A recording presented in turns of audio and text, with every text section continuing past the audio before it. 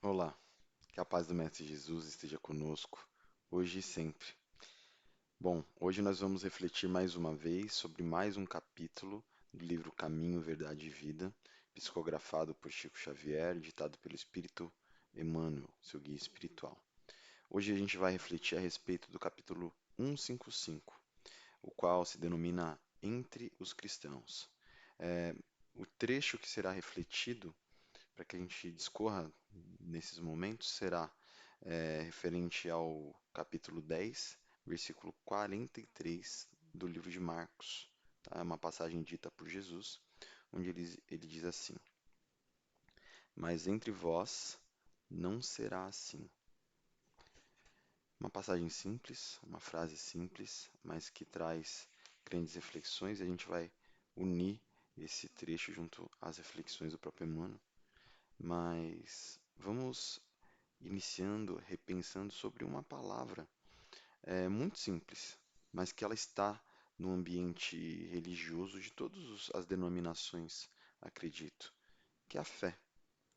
E muitas vezes a gente reflete sobre a fé como um princípio de confiança, um princípio de crença, né, de acreditar, de colocar, depositar toda a força, né, toda a resolução das coisas nas mãos de Deus ou na mão da espiritualidade superior, tudo dentro de acordo com a religião que, que se segue, né?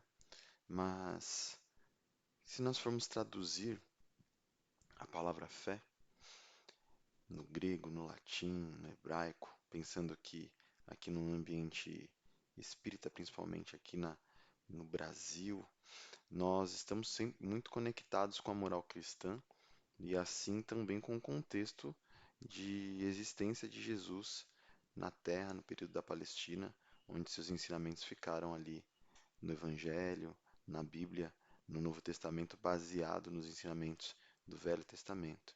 E em todas essas traduções, além de acreditar, confiar, ter esperança, uma palavra se destaca nas três traduções, que é a fidelidade.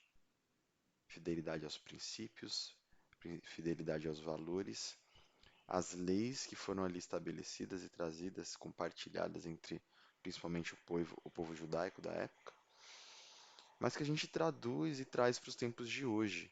Mas hoje também refletindo antes sobre as conduções que muitas vezes fomos dando ao longo do tempo, da história, na fé, sobre a fé. Nós, tantas vezes, aprendemos a fazer as nossas oferendas, os nossos sacrifícios, antes com os animais, antes com o sacrifício de parte das plantações, né? As grandes novenas, né? Hoje instauradas ali pelas religiões católicas, os períodos de grandes orações, de jejuns, né? Vários tipos, né? De formas de entrega, buscando sempre um restabelecimento de uma sensação, de uma condição de bem-estar, ou seja, se estamos trabalhando, se estamos vivendo momentos de tribulação, essas práticas sempre buscavam nos colocar de volta numa condição de bem-estar, de harmonia, de equilíbrio, de se sentir bem, não mais dentro de uma situação problema, seja ela de origem financeira, de origem de saúde, seja qual for. E não tem nenhum problema em relação a isso. A gente está aqui nesse planeta justamente para buscar um bem, para buscar um crescimento, mas principalmente um bem interior, uma harmonia espiritual, porque nós somos espíritos imortais que estamos vestidos num corpo e não um corpo que tem um espírito. Então nós somos o espírito, né? E nós sempre buscamos essas ferramentas, buscando encontrar esta harmonia. Mas com a vinda de Jesus e com seus ensinamentos, né? Ele já traz até numa frase, né, num trecho do Evangelho, onde se diz assim: a paz vos dou, né, mas não a paz do mundo, não a paz como o mundo dá, mas a paz que eu trago, né? Não são com essas palavras exatamente ao pé da letra, mas é isso. A paz que Jesus traz é uma paz de convite ao aprendizado, ao amadurecimento, à resiliência perante as situações difíceis da vida. E por que isso? Porque a mesma mão que traz as benesses, que traz as bênçãos, que traz a prosperidade de todos os tipos, é a mesma mão que traz os desafios, é a mesma mão que traz as dificuldades, é a mesma mão que traz as dores muitas vezes. E vejamos, deixemos claro, né, que com certeza nós fabricamos muitas das dificuldades que nós passamos pela vida por negligência, por imperícia, né, por falta de conhecimento, mas aquelas situações onde a gente não consegue entender, poxa, mas por que que eu estou passando por isso? Por que que eu estou vivendo isso? Por que que eu estou sentindo isso? Também vem para trazer um aprendizado, para trazer reflexões, para que a gente trabalhando em função de driblar aquela situação, de transpassar aquele obstáculo, a gente cresça interiormente e nos tornemos espíritos mais evoluídos. Então, as tribulações também são um remédio amargo. Isso é um remédio amargo que cura a gente por dentro, ele é trazido pela espiritualidade, pela por Deus ou pela providência divina, como queiramos. E onde entra a fé nisso, né? Mais uma vez, a fidelidade de entender os ensinamentos de Deus, da espiritualidade, do alto, colocar em prática, mesmo com as dificuldades, sem perder a esperança, a fé de que aquele momento vai passar, aquela dor vai passar. Fé é isso. Eu acredito, eu busco as minhas orações, as minhas preces, as minhas meditações em busca desse bem-estar, mas eu trabalho na prática em prol da regeneração, da manutenção de um momento mais feliz.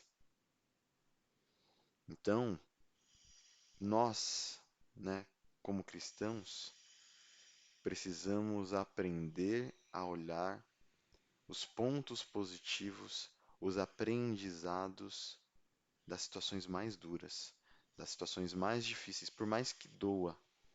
Cada um sabe aonde aperta mais. Então não posso eu nunca menosprezar a dor que você está sentindo nesse momento.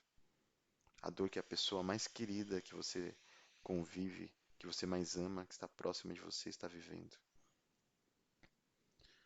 Mas cada um de nós conseguimos entender hoje ou num futuro mais distante o que o que a espiritualidade, o que Deus estava querendo me trazer de aprendizado, me proporcionar de crescimento para ser um ser humano, para ser uma pessoa melhor do que eu era ontem, do que eu sou hoje.